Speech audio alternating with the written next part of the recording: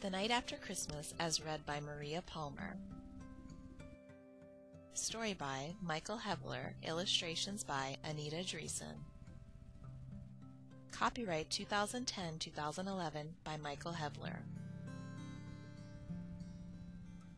For Those Who Believe.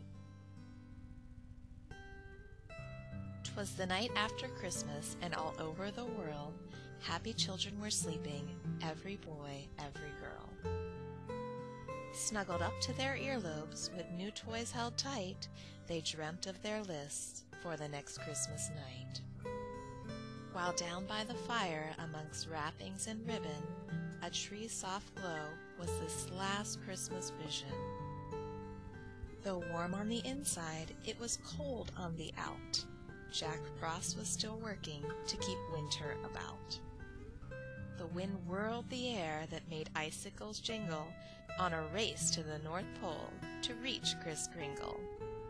Up here at the North Pole, where his village lay, Santa's workers and friends would wait for his sleigh. Elves clustered a window where they kept safe and warm and gawked with alarm at the oncoming storm. They chittered and chattered and felt a bit blue. They asked Mrs. Claus, "Will Santa get through?" "There's no reason to fret nor fear," she said.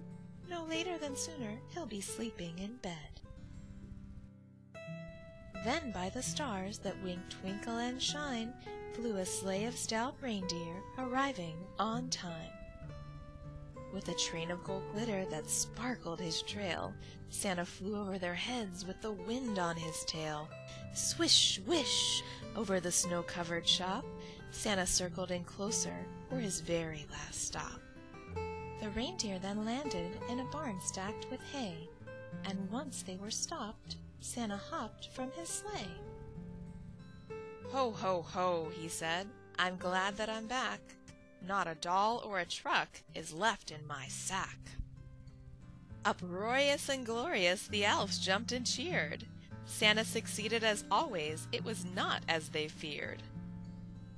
Mrs. Claus led him inside and out of the cold, as she did oh so often since those days of old.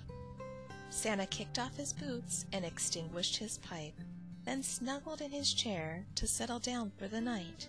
He was a tired old man after his annual jaunt, but bringing joy was more than he could ever want.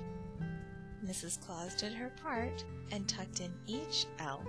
She tucked everyone in, right down to herself. Everyone's asleep now, even the reindeer, and will not awake till the spring of next year.